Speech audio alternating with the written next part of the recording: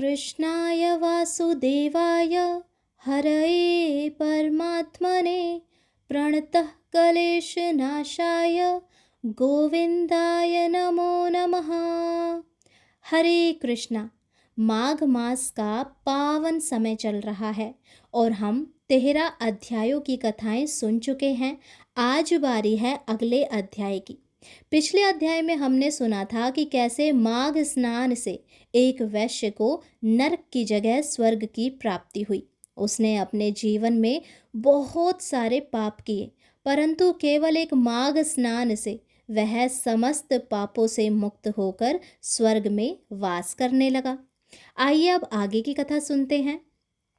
कार्तवीर जी बोले कि हे विप्रश्रेष्ठ, किस प्रकार एक वैश्य माघ स्नान के पुण्य से पापों से मुक्त होकर दूसरे के साथ स्वर्ग को गया, सो मुझसे कहिए। तब दत्तात्रेय जी कहने लगे कि जल स्वभाव से ही उज्ज्वल, निर्मल, शुद्ध, मलनाशक और पापों को धोने वाला है।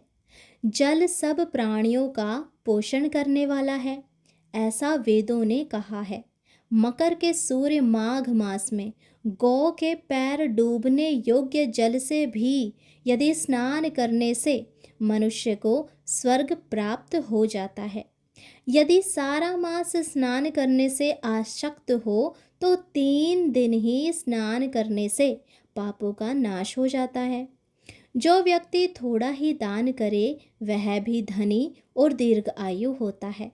5 दिन स्नान करने से चंद्रमा के सदृश शोभायमान होता है। इसीलिए अपना शुभ चाहने वालों को माघ से बाहर स्नान करना चाहिए। अब माघ में स्नान करने वालों के मैं नियम तुम्हें कहता हूँ, सो तुम ध्यान से सुनो। अधिक भोजन का उपयोग नहीं करना चाहिए। भूमि पर सोना चाहिए।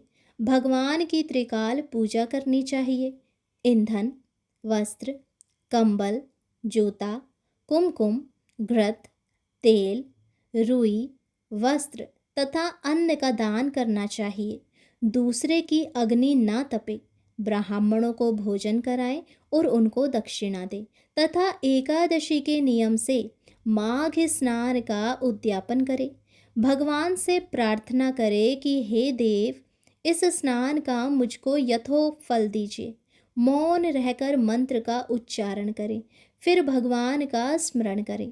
जो मनुष्य श्री गंगा जी में माघ में स्नान करते हैं वे 4000 युग तक स्वर्ग से नहीं गिरते।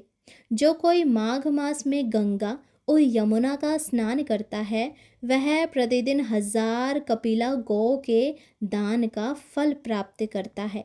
ऐसे ऋषि ने माघ स्नान का महात्म्य बताते हुए इस अध्याय को यहीं पर समाप्त किया।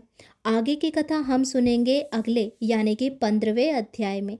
यदि आपको ये कथा पसंद आई हो, हमारे द्वारा माघ मास के स्नान की महत्वता अच्छी लगी हो तो हमें थोड़ा सा प्रोत्साहित कीजिए। उसके लिए आपको इन कथाओं को अपने सगे संबंधियों के साथ शेयर करना है और वीडियो को लाइक करना है।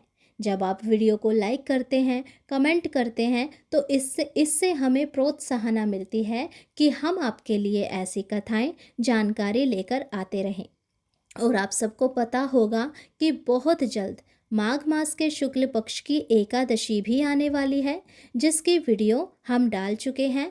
आप वो भी अवश्य देखें ताकि आपको पता चले कि इस एकादशी का क्या महत्व है। भगवान लक्ष्मी नारायण आप सभी पर अपनी कृपा सदैव बनाए रखे। हरे कृष्णा। राधे राधे।